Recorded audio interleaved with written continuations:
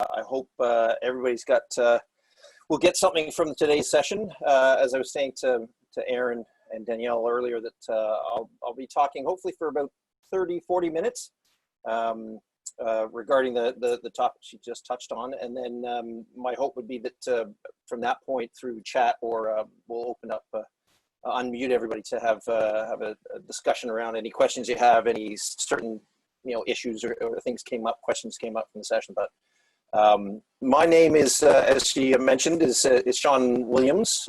I own as I call it, a kind of a boutique marketing shop called Dashboard Marketing. We're based here, I say here in Halifax, but our clients are all across the country. And even I've done quite a bit of work in the US, as well as a few projects overseas. The work, we work in a lot of different sectors, which is a lot of fun, because one day it might be we're doing something for kind of a large event, and the next day we're doing something for a university, and then the next day we're doing something for senior living facilities. So we've got clients in a lot of different sectors, and you'll see on the screen there's definitely a few that are listed, and I just want to make sure that everybody can see my screen, because just give me a shout out on the chat just to make sure. Looks like it says that I'm sharing. So yeah, there's a mixed bag of clients, and some of the ones lower in the list are just clients that I've spent time working for, because in my kind of previous years of 20 plus years in marketing, I've worked in a variety of agencies, both here in Halifax as well as Toronto. And worked for a number of clients and companies that have national brands like Nikon, Molson, Kraft, and then over the last, say, 10 to 15 years, been a bit more kind of locally based, but with clients kind of with scope and scale and coverage kind of across the country and beyond. And one other piece that I always like to talk to, especially in these types of sessions, is I definitely have a real vested interest in the startup space. We've got kind of a connection or an alignment with the startup zone in PEI. Volta, I've been a networking member with Volta for a number of years, offering kind of free advice, office hours type of thing. We just recently kind of signed on as a partner with the Mira Idea Hub out of Dalhousie University. I've been on the loans review committee with Seed for a number of years, and Actus did some mentoring and some judging for them, and DMZ is out of Ryerson in Toronto, and they're my kind of alma mater, so it's always nice to kind of stay connected to them. So that's a little bit about me, and happy to, with questions later on, if there's any other questions, touch on that by all means. We can dig into that, but let's kind of get into kind of today's topic. The big question that I always ask my clients, and I always ask companies, do you really know your customers? And I really want to hopefully give you some advice on how to kind of do this customer discovery.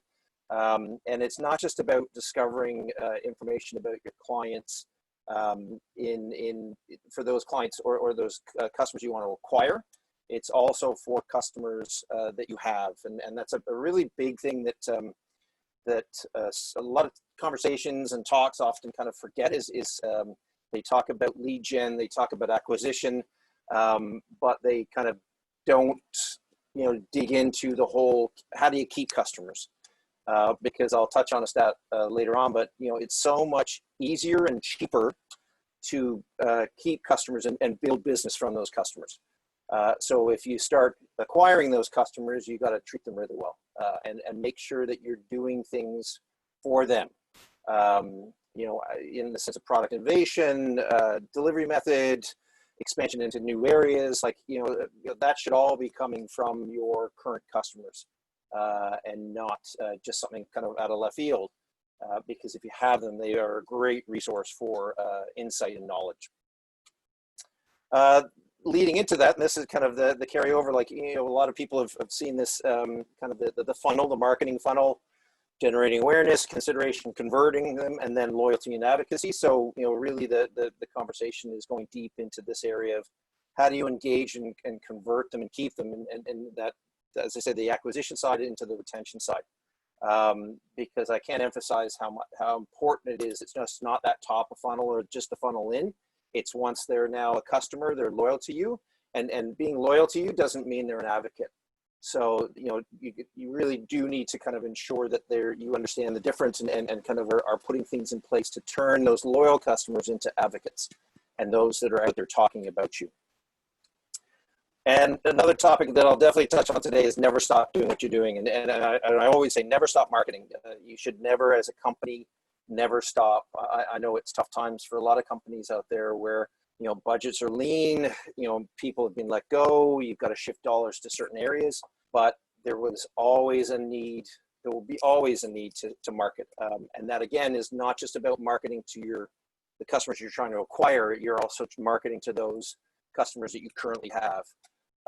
And a lot of companies out there are doing a great job for this because they realize we need to ensure we keep our customers and do everything we can.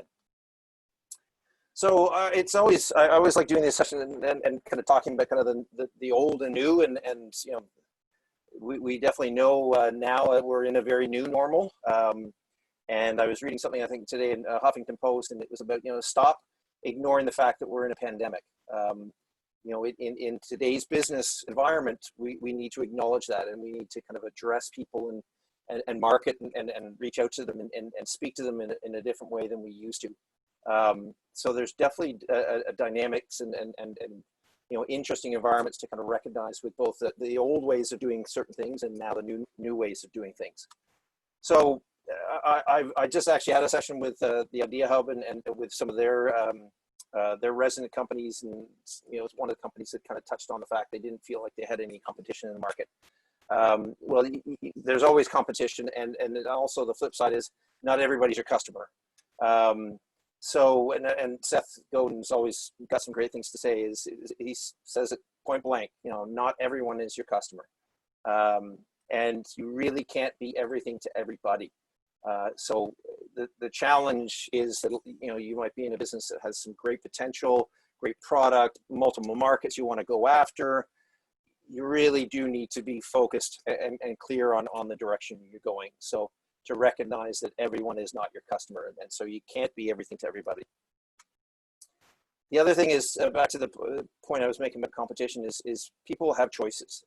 You may think you may be in a market, maybe offer a certain product that you're saying this is really exclusive. Nobody has anything you know that come after me or can sway people away from doing business with me. That's not true. There will always be choices. That share of mind, share of wallet. There is always something else that will either switch them off your product or your business, or just make them think of doing their business in a different way. So you always need to kind of recognize people have choices. And the other subtle point there is it's often people, you think they're buying and choosing you for a certain reason. Until you actually dig into it and speak to them, you'll find that they might be buying you for another reason. So that's why this whole topic of conversation around customer discovery is to be able to kind of dig deep into that. People, you know, even though we're wearing masks, we're sitting 6 feet apart from each other, it really is kind of still about people connecting to people. It's tough because, like, normally I would be doing this session, I'd ideally be doing it down in Yarmouth in front of all of you, you know, having this conversation in person. We're now at a very new normal where, you know, hugging is for the certain bubble communities and certain kind of comfort areas. Other situations, as of Friday, we're going to be wearing masks full time indoors. So it's a hard dynamic for a lot of people to work through, and it is a pandemic, so it's challenging. But it's any of this work and anything you're doing, and anything you're reaching out to in the sense of that customer discovery or talking to your current or potential customers, it's still people to people. And that's a real, I think, something to really keep in mind, because it's tough now. It's not easy to engage people as people right now. So, but it's something to really kind of keep in mind, because it's that human to human component. I mentioned, I touched on this a little bit, clarity and focus causes action. When you don't have clarity, you don't have focus. And this, again, comes from that conversations and the conversation you're having with your customers. they're going to be unclear why I choose you. They're going to be confused about you versus somebody else. They're not sure what kind of your value prop is. They're just, if there's, if it's just unclear, they will not work with you. They will not choose you. So it's so important to go through this discovery to say, okay, what do I truly stand for? How can I make things clear to my customers? What is the focus that I have going forward? And again, it all comes from customer discovery and talking to them, be it before they're customers, when they're customers, even after they leave you. If you can talk to them and ask, why, what was it that you didn't like or it didn't resonate with you? There's a lot of text on the screen, and it's a study that I'm happy to share afterwards, but McKinsey has been doing quite a bit of research around consumer behavior during the pandemic, and they're doing this worldwide, so it's really interesting information based on where your markets are. And this was a study that they did in Canada at the end of May, so hopefully since then things have improved somewhat, but really in this reference, when they talk about almost half of Canadian consumers are being cautious about how they're spending their money and they're cutting back. And you can see in the sense of how they're cutting back and what they support or don't support. And, really it's so unfortunate, but it really does, this sense of uncertainty, this new normal of uncertainty reduces our level of spending.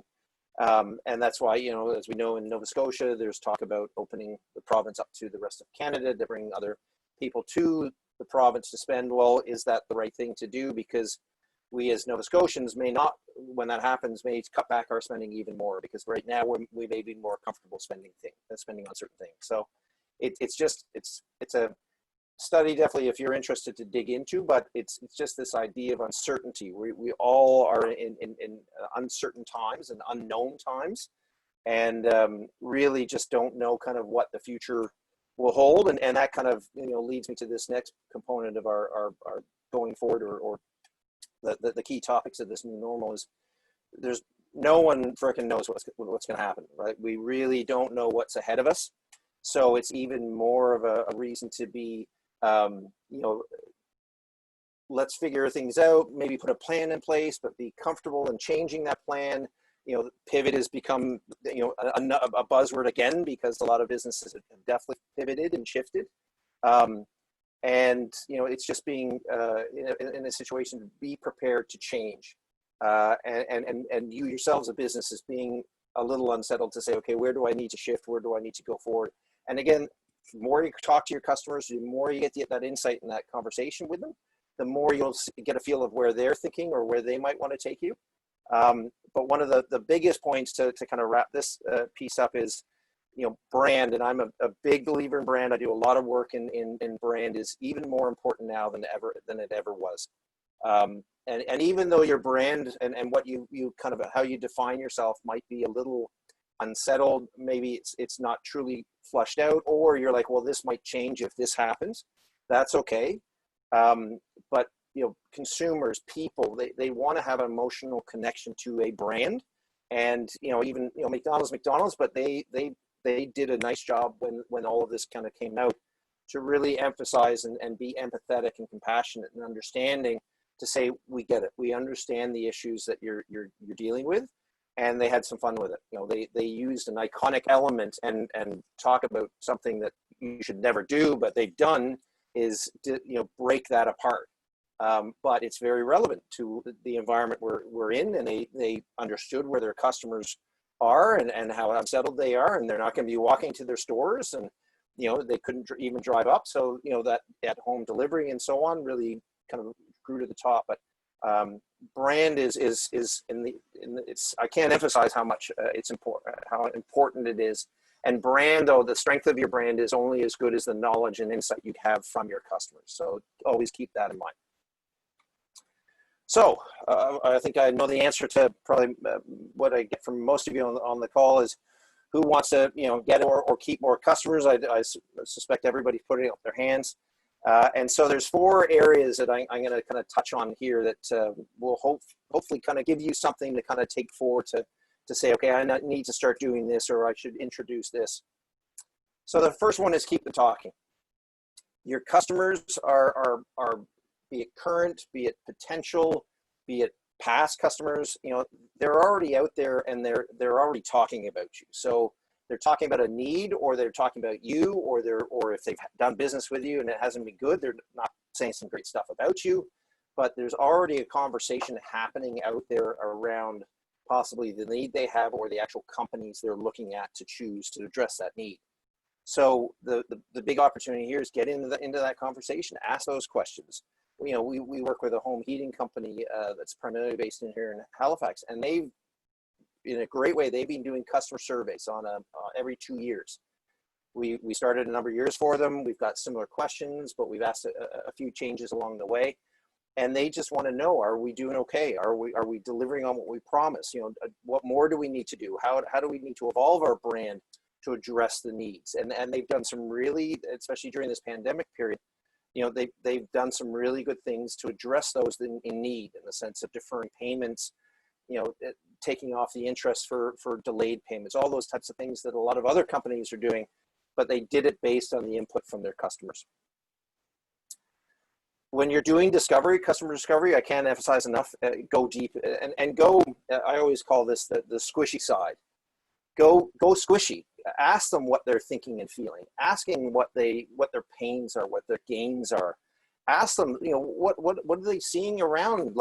Really go to that emotional, personal, level, because especially during this pandemic, they're all unsettled. They want to be heard. They want to tell you, okay, as a business I'm doing business with, this needs to change. I need help, or I need this, or whatever it might be.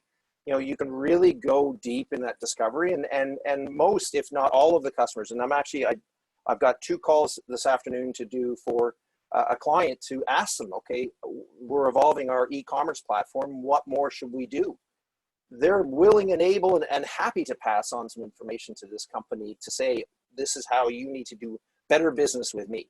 So really go deep in that discovery and ask the squishy or the fun or sometimes the hard questions, and you'll get good answers from them. And sometimes it'll be a shock to hear those, but other times you'll get so much good insight and knowledge from it. You've got a lot of opportunities and options in that engagement. Some of you may or may not be using SurveyMonkey. There might be in certain CRM systems that certain companies use, there's a tool that you can add in to say, please give us your feedback. We've got Zoom down at the bottom, and we're on a Zoom call now. There's a lot of Zoom fatigue. So picking up the phone and calling somebody just to say, look, we want to see how we're doing. Are we addressing your problems? We can, people are open to that and willing to give that input. So there's no response to say, well, we don't have any way of getting in touch with our customers. There's lots of ways to engage them. And then the other component here is you have a lot more insights than you probably think you have.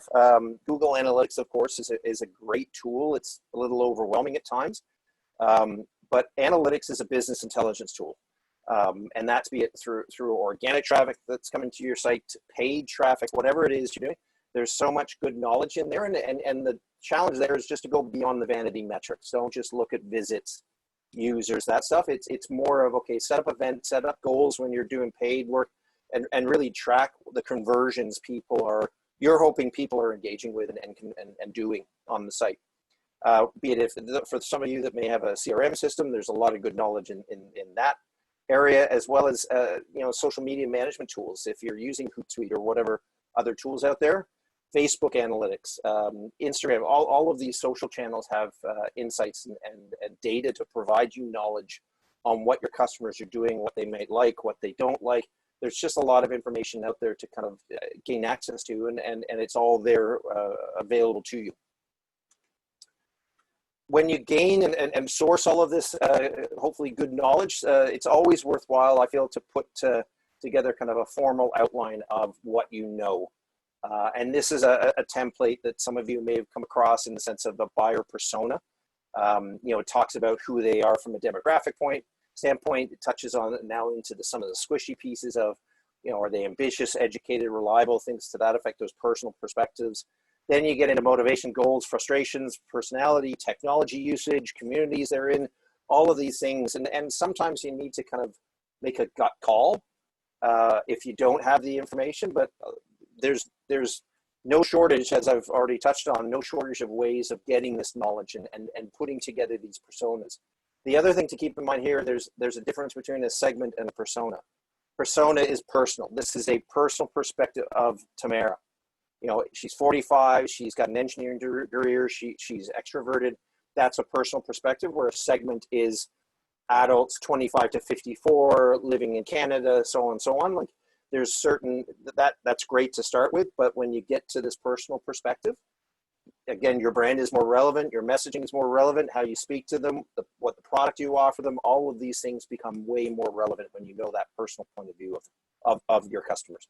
And some businesses build out multiple personas. It's not just one or two. There are multiple different kind of customer persona groups that you'll potentially bring forward and define in this, say, one template. The next area here is keep it real. And I, you know, as we all have probably seen and heard from others, it's even more important now in a pandemic situation that we're in, is being real, being authentic, being empathetic, being compassionate, being supportive. And so that's where, you know, I can't, you know, I reference this to a lot of folks I work with is really listen. You know, when you do these discovery pieces, don't try and sell them. Like, listen to what they're saying and take the good with the bad and the ugly. You know, you're gonna hear it all. So really stop and go, okay, please give it to me, give me this information and absorb it as you would to say, okay, how am I going to improve myself? I need this knowledge to do that. I mentioned this earlier, compassion and empathy is so important at this point. You know, it's interesting, this quote from Anthony here, it's saying empathy is the highest form of intelligence.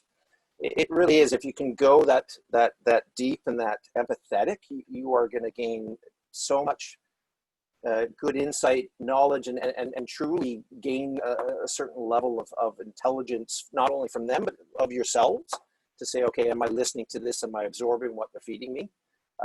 So really showing compassion and empathy is very much a big theme right now. And I think it's quite relevant because we are, as I said, we are in a pandemic and it's hard. We should not be ignoring that fact. And it is an unsettled, uncertain time that we've never been in before. And so this compassion and empathy is a key play when you're dealing with your customers, partners, whomever else. I love this quote from Seth Godin is, you know, people do not buy goods and services. They buy relations, stories, and magic. You know, the emotional connections, like, you know, and again, it goes back to, you know, and some of your businesses and products and you know, you might be very functionally driven, B2B, whatever that, you feel like there's no emotion, there's no magic in what I'm offering. Well, I would argue that point, and I would say you may have to go a little deeper in your discovery to find out, okay, what is that true emotional connection that my customer needs in this relationship? Because we're all emotional beings. We all, as I say, have that squishy side. And so we all want relations, stories, and magic. And again, even more so in this day and age and the year 2020 that we're living in. And this really comes into back to the brand piece of, okay, what emotional pieces, what magic, what stories can the brand pull out and offer that, you know, that customer. To the brand conversation, you know, when you develop, if you've done this already or you need help in doing this, you know, when you look at your brand and what you stand for, there really is those two key components in the sense of an experience and the promise. And that middle ground is that authenticity. And it goes, and, you know, it kind of fits the theme in the sense of keeping it real. It's you need to be truly authentic in what you're saying and what you're offering and what that experience is. And you might think it one way. That's how, you know, through customer discovery, you'll find out, okay, is that truly the experience? Is that the promise I'm making? Well, maybe it isn't. And let's back it up and let's truly be real. And authentic and not bullshit. Don't because we all have major bullshit radars and customers will call you out on it and they have the platforms to do it. So the realness, the authenticity it needs to rise to the top. Third area here is keep them happy. And this really plays into the retention side of things. Because once you have those customers, you've done everything you can to sell them, you brought them in. It is so important to keep them happy. And you know, there's an interesting chart I'll reference in the shift from, you know, the focus on acquisition to retention and how much emphasis needs to go in. But here's a great stat in the sense that, you know, when you're talking about customer appreciation, it's 7 times more expensive to get a new customer than to retain one. Let that sit in your brain for a second. Like, just think of the financial impact on your business, you know, in that sense of retention versus acquisition. It's and a lot of companies, just as I said kind of earlier, really don't think about it and think of how, you know, what's my strategy for retention? What am I doing when I acquire customers? You know, sales has gone out and acquired somebody. Now they're bringing that company, that person into the business. What do I do now? I worked for a sports technology company here, and I conduct technologies. I mentioned, referenced it earlier, and they've got a major, like a well-oiled machine in the sense of client success. So sales is out there doing their job, pulling, you know, sourcing leads, marketing, supporting them. Once they acquire that customer, there's a very formal transition from sales to success, and it just supports now a I wouldn't say brand new, a well-established system, but it's another level of that experience. And they're now managed. They've got an account manager. There's touch points. There's a variety of stages and engagement levels to go through. And where, you know, that example comes out of is this idea around success, not support. So it's a great thing if there's anything to take away in the sense of retention, this would be the slide to look back on, because when you look at the difference between customer success and customer support, it's amazing. You know, with customer success, it's about proactively monitoring the health and behavior of your customer. You're actively managing that life cycle, the full life cycle, and offering ongoing value. You're driving strategic initiatives to maximize product adoption and advocacy. So back to that funnel, how do we ensure advocacy? How do we turn them from loyal customers to advocates? And it's a growth driver. You know, it is not a department that sucks money. It drives money. It you know, the renewals, the increase in spending, the expansion and the referrals to other businesses. It is a serious growth driver when you look at it from a customer success standpoint. Because when you look at customer support, you know, reacts to ad hoc issues, firefighting mode, you know, focused on resolving individual product issues, short-term tasks, immediate requests. Like, it's all very reactional, and it is a cost center. So it's interesting when you look at it like this.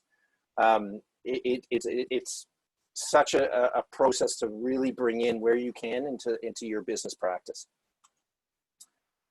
This is always a fun one, and sometimes it's tough to come up with the ideas, but you know, if you can in any way surprise and delight your customers, do it.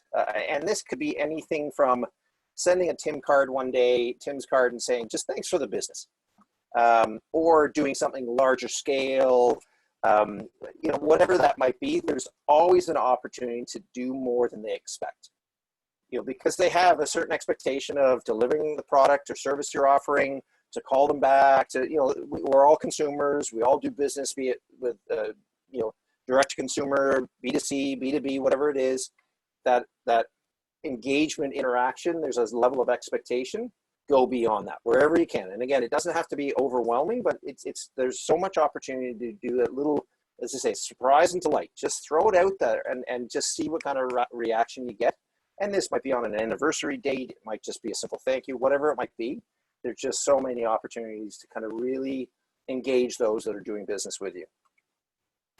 And this is, I think, another one of the ultimate things I emphasize, and it's great to see some of my clients do this, is to say thank you.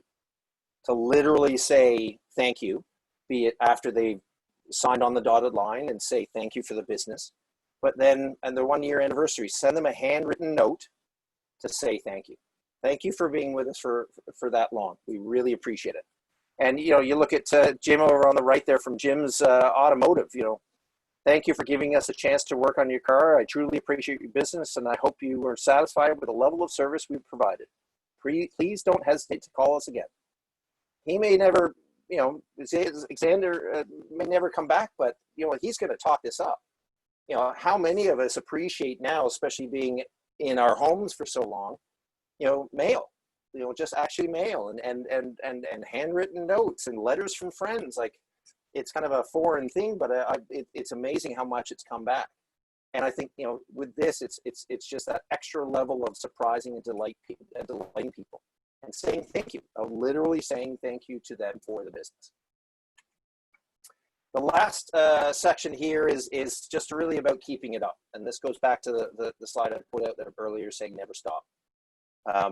You know, it's tough. You guys are all in different types of businesses. You're all at certain levels. It might just be you, might be a team of 3, whatever it might be. And you're, you know, most, if not all of you may not have anything to do with marketing, but it's so important to keep this up. And again, it's not just the acquisition side, it's the retention piece. Because, you know, as I mentioned earlier in the talk, like marketing should never end. Your customer experience, be it pre-purchase, the purchase stage, post-purchase, there's so many opportunities to engage them. Be it that, you know, the pre-purchase is, you know, word of mouth, public relations, advertising, all of that. You know, the purchase piece is like, okay, how did I receive this product in the mail, or what am I physically getting? What is the follow-up message that I get after I ordered it online, whatever that might be. And then the post-purchase, you know, surveys, again, customer discovery. How do we find out how to do, you know, business better? Send a survey, say, how can we do business differently? Newsletters, it says customer service here, I'd say customer support, success. Implement that success mentality and ensure things are happening. You know, billing even here, you know, we get an invoice from a number of companies we do business with, you know, having a little extra note in there, just handwritten, saying thanks for the business. My gosh, that would have such an impact on people because it's beyond what they would expect. So this idea of marketing throughout the whole cycle never ends and should continually go through the cycle. The other, another piece here is mapping out the journey. And this is, you know, the kind of maybe the next step out of that persona building exercise to say, okay, now that we've got some knowledge about our customers, we know we have to market to them, you know, we've got some actual customers, what is the process that they actually go through? And so let's map it out, because as you can see here, we've got the, you know, in this example, it's 4 different stages: awareness, consideration, purchase, and then retention. And then on the left-hand side, you've got, okay, what activities are we doing to speak to them or touch them or engage them at that level? What are the motivations that we should be touching on? So this is the squishy emotional side. It's like, okay, what motivations are they showing and feeling to do business with us and stay, you know, keep us as a customer? The emotions, I love this, you know, they're intrigued. Okay, now they're curious. Are they excited? Like, going through a very detailed kind of mapping out of what the journey is they go through, because the last one there is barriers. Okay, what's stopping them from doing business? Through this discovery and talking to them, you'll find out competition up front. Okay, who are we up against? Lack of information available. Oh, we don't have enough information on our website or our social channels or whatever it might be. Purchase stage price. That's, you know, a lot of times that's a barrier. Okay, well, what more can we do to address that price? And then retention, interesting, no promotions. So I'm now a customer. I want to get something more from that relationship. So what more can we offer? So hopefully you can see the business intelligence you will get from going that next level down. Okay, we have an understanding of who the customers are. We know we have to keep marketing and engaging them. Now, how does it all interconnect? So it would go through this kind of journey mapping. A lot of you have probably done this exercise already for value propositions. It's definitely worthwhile going through. It again keeps you focused. And as we know, there's different customers. So for each one of those personas is mapping out what that value prop is, because you'll have different persona, different value prop. So making sure there's a real alignment that way, because your product isn't going to address every single need out there.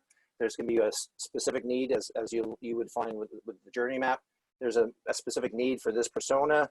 There's another need over here. So what's the value prop that we're going to put together to kind of really be targeted in going after these customers and keeping these customers?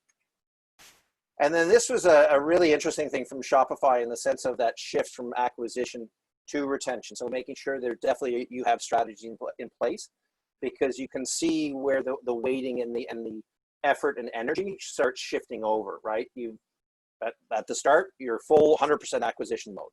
But as you can see with the dark blue coming into play, once they're established, customers, okay, now it's, or you're established, what are you doing sales-wise? What are you doing retention-wise? So it's really interesting to see where that shift and where you make that move and how much energy you put towards retention versus acquisition. And then lastly with this is KPIs, the putting kind of baseline, okay, be it conversions, be it calls, be it sales, be it, these are the things to formally put in place to say, for the next year, I want to acquire X number of leads that will get to so many customers, that will get me this much of money in the sense of revenue. So putting those in place will tell you the story. It's hard sometimes because you're like, okay, what are my KPIs to start off with? Well, start off with certain ones that really make sense based on the customer discovery and how they're engaging with you, and then adjust them as you go, as well as increase or decrease them as you see kind of the trends and behaviors. But it's so important to put key performance indicators in place to say, are we doing well? Are we not? How do we improve? How do we evolve? How do we change? This is what those KPIs are going to drive you and make those changes on your behalf. So just to wrap things up, we've got kind of, as I said, the 4 areas. The first one is keep them talking. So look at real, deep dive and discovery, and then define who those customers are. Keep it real. We're in a very unsettled, uncertain, strange time. So compassion, empathy, and authenticity is really going to win out over everything else. Keep them happy. This is very much on that retention side. So when you do have customers, how are you making them successful? Not just supporting what they want and need. And how can you surprise them? How can you make sure that you're going beyond their expectations?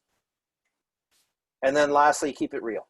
It's mapping out what that process is they're going through, message them appropriately, map out strategies that are for retention and acquisition, and track everything, and then go back and revisit. So don't start just setting up tracking and then leave it. It's something you need to look at on a very regular basis.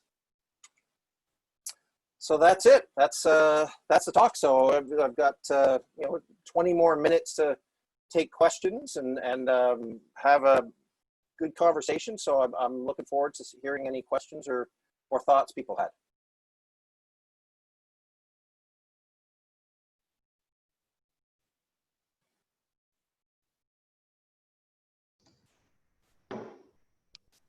Shawn, I'm just going to unmute everybody, so if they want to ask questions or anything, I just need to find the setting.